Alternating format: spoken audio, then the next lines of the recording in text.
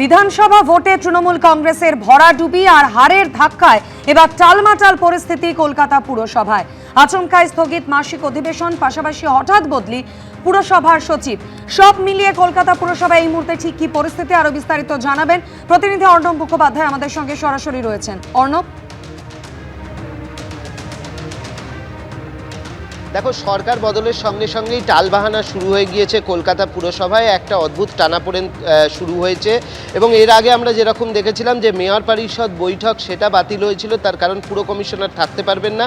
আজকে পুরসভার মাসিক অধিবেশন ছিল এবং সেই মাসিক অধিবেশনও কিন্তু স্থগিত করা হয়েছে। মাসিক অধিবেশনও স্থগিত করা হয়েছে, তার কারণ হচ্ছে যে যেটা কর্পোরেশনের যিনি সেক্রেটারি তিনি যে নোটিশটা দিয়েছিলেন যে মাসিক অধিবেশন স্থগিত করা হয়েছে এবং অদ্ভুতভাবে তিনি যে নোটিশটা দিলেন তার পরপরেই সেক্রেটারিকেও কিন্তু বদল করে দেওয়া হলো। আর এর মাঝখানে আজকে পুরসভার মাসিক অধিবেশন যেটা স্থগিত করা হয়েছে আজকেই তো ছিল, সেই জায়গায় দেখা যাচ্ছে যে এই যে ঘরের সামনে আমরা রয়েছি এটা হচ্ছে মালা রায়ের ঘর, পুরসভার চেয়ারপারসন।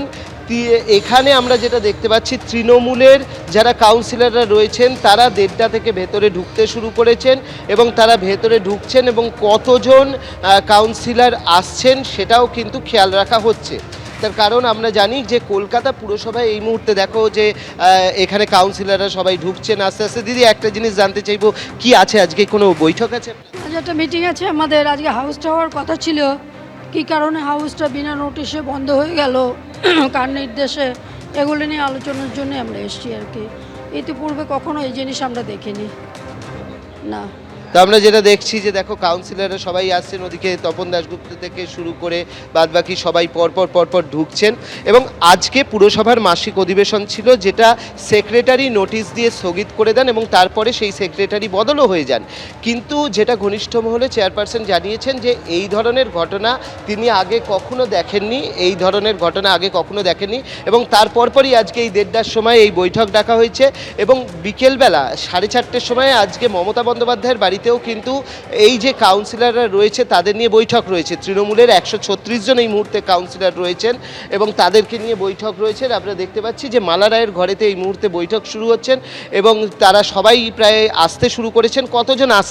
কতজন আসছেন এই মুহূর্তে কিন্তু সেটাও খুব গুরুত্বপূর্ণ যে কতজন আসছেন। 136 জন কাউন্সিলরের মধ্যে এই বৈঠকেই বা কতজন এলেন এবং বিকেলের বৈঠকেই বা কতজন যাচ্ছেন সেটা গুরুত্বপূর্ণ। এবং এই যে তোমার বৈঠক হচ্ছে তাতে কি সিদ্ধান্ত হয় সেটাও একটা গুরুত্বপূর্ণ। অন্যদিকে আমরা যেটা দেখতে পাচ্ছি যে পুর কমিশনার স্মিতা পান্ডে, আজকে কিন্তু স্মিতা পান্ডের ঘরের সামনে আমরা যেটা দেখেছি মহিলা পুলিশ সেখানে মোতায়েন করা হয়েছে। আমরা অন্যান্য দিন এটা দেখি না যে পুর কমিশনারের ঘরের সামনে কোনো পুলিশ আলাদাভাবে মোতায়েন করা হয়েছে। আজকে বেশ কিছু মহিলা পুলিশ মোতায়েন করা হয়েছে পুর কমিশনারের ঘরের সামনে। সুতরাং হচ্ছে যে এটা খুব গুরুত্বপূর্ণ। আমরা দেখতে পাচ্ছি যে সুমন সিংও ঢুকছেন এখান থেকে। সুমনদি, কি আজকে কি কোনো মিটিং আছে? আমাদেরকে মালা দিয়ে আমাদের চেয়ারপারসন উনি ডেকেছেন। আজকে তো আমার হাউস হওয়ার কথা, পরে জানি না কি হয়েছে, আজকে ডেকেছেন, গিয়ে দেখি। কি আজকে কি মিটিং এ যাচ্ছে? হ্যাঁ, হাউস আছে আমাদের। আজকে তো হাউস হচ্ছে। হ্যাঁ, অবশ্যই মালা রায় ডেকেছেন এবং হাউস যেহেতু হচ্ছে না, আজকে হাউস কিন্তু পরিচালনা করেন পুরো চেয়ারপারসনই হাউস পরিচালনা করেন, আমরা দেখে এসেছি। কিন্তু আজকে হাউস হচ্ছে না এবং সেই হাউস না হওয়া নিয়ে একটা চূড়ান্ত পর্যায়ে টালবাহানা তৈরি হয়েছে। কালকে মেয়র তিনি পুর কমিশনারকে ডেকেছিলেন, পুর কমিশনারকে ডেকে তিনি বলেছেন যে হাউস যদি না হয় একটা সাংবিধানিক সংকট তৈরি হতে পারে। এখন এই যে বৈঠক হচ্ছে এটা দেখার সেই সাংবিধানিক সংকট থেকে বেরোনোর কোনো উপায় খোঁজার জন্যই আজকে বৈঠক ডাকা হয়েছে কিনা সেটাই দেখার। অবশ্যই বৈঠকের দিকে নজর থাকবে। আপাতত অর্ণব, ধন্যবাদ। 2021 সালে সোশ্যাল মিডিয়ায় পোস্ট করে ভোট পরবর্তী সন্ত্রাসী উস্কানি দেওয়ার অভিযোগ। অভিনেতা পরমব্রত চট্টোপাধ্যায়ের বিরুদ্ধে গড়িয়াহাট থানায় অভিযোগ দায়ের করলেন এক আইনজীবী। ওই পোস্টে সম্মতি জানানোয় অভিনেত্রী স্বস্তিকা মুখোপাধ্যায়ের বিরুদ্ধেও অভিযোগ দায়ের হয়েছে। 2011 আগে আমরা অনেক আনন্দ নিয়ে কাজ করতাম, আমি স্বীকার করি। এত গিরগিটি যে আছে সেটাও সমাজের মধ্যে, এটাও মানুষ বোধহয় পরিষ্কারভাবে এখন বুঝতে পারছে। ভোটের আগেও গেছিলেন তৃণমূলের প্রচারে, কিন্তু ভোটের পরই সুর বদলে ফেলেছেন পরমব্রত চট্টোপাধ্যায়, জানিয়ে এবার টালিগঞ্জের শিল্পী মহলের ভেতর থেকে ভেসে আসছে তীব্র কটাক্ষ। অন্যদিকে 2021 সালের বিধানসভা ভোটের পর সোশ্যাল মিডিয়ায় উস্কানিমূলক পোস্ট করার অভিযোগে পরমব্রত চট্টোপাধ্যায়ের বিরুদ্ধে পুলিশে অভিযোগ দায়ের করলেন এক আইনজীবী। অভিযোগ দায়ের করা হয়েছে অভিনেত্রী স্বস্তিকা মুখোপাধ্যায়ের বিরুদ্ধেও। 2021 সালের বিধানসভা নির্বাচনের ফল ঘোষণার দিন সোশ্যাল মিডিয়ায় এই পোস্টটি করেছিলেন পরমব্রত চট্টোপাধ্যায়। পোস্টে অভিনেত্রী স্বস্তিকা মুখোপাধ্যায় কমেন্ট করেছিলেন, হোক হোক। এই পোস্টে ভোট পরবর্তী সন্ত্রাসে উস্কানি দেওয়া হয়েছে বলে গড়িয়াহাট থানায় অভিযোগ জানিয়েছেন আইনজীবী জয়দীপ সেন। পরমব্রত যে টুইটটা করেছিল 2021-এর 2 মে বিকেল 4টে নাগাদ, সেই সময় অলরেডি পোস্টপোল ভায়োলেন্স শুরু হয়ে গেছে এবং উনি যে টুইটটা করেন আজ বিশ্ব রগরানি দিবস ঘোষণা করা হোক, that is a clear and conscious instigation and abetment to large scale violence. আমার মতে পরমব্রতর টুইটটা directly comes under the offence contemplated under section 107 of IPC. তো পুলিশ চাইলে এখন এদেরকে কাস্টাডিতে নিয়ে ইন্টারোগেট করতে পারে। 2021-এ বিধানসভা ভোটের ফল ঘোষণার দিন খুন হয়েছিলেন বিজেপি কর্মী অভিজিৎ সরকার। এরকম অত্যাচার কেন করছে এরা? যে জিতুক, যে যেভাবে রাজনীতিকে সাপোর্ট করুক, আমার কোনো আপত্তি নেই। মুড়ি মুড়কির মতন বোম ফেলছে।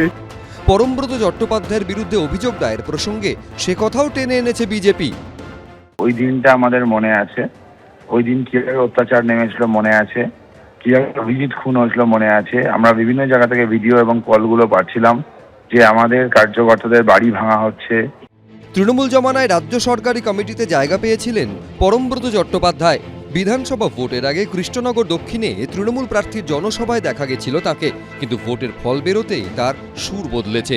বুধবার টেকনিশিয়ান স্টুডিওয়ে সদ্য নির্বাচিত বিজেপি বিধায়ক এবং অভিনেতা রুদ্রনীল ঘোষের পাশে বসে তৃণমূলকে নিশানা করেন তিনি। প্রত্যেকেই আমাদের রোজগার করতে হয়, আমাদের প্রত্যেকেই কম্প্রোমাইজ করতে হয় কিছু না কিছু, কোনো না কোনো স্টেজে আমাকেও করতে হয়।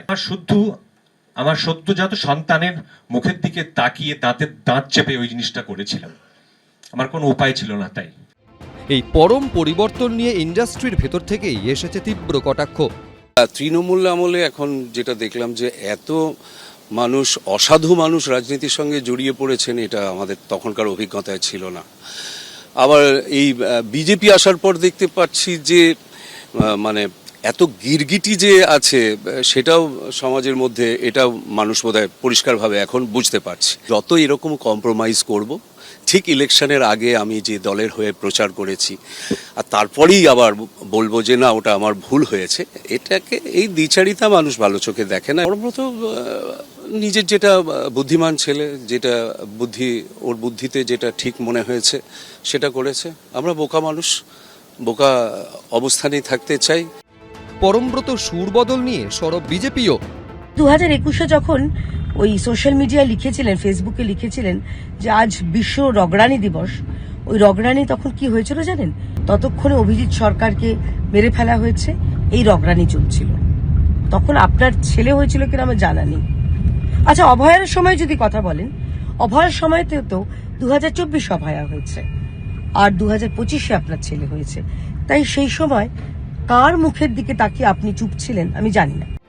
তাদের বিরুদ্ধে অভিযোগ দায়ের প্রসঙ্গে প্রতিক্রিয়ার জন্য পরমব্রত চট্টোপাধ্যায় ও স্বস্তিকা মুখোপাধ্যায়কে একাধিকবার ফোন করা হলেও তারা ফোন ধরেননি, SMS এর উত্তরও দেননি। সৌভিক মজুমদার, কৃষ্ণেন্দু অধিকারী, এবিপি আনন্দ। এবিপি আনন্দ, এগিয়ে থাকে, এগিয়ে রাখে।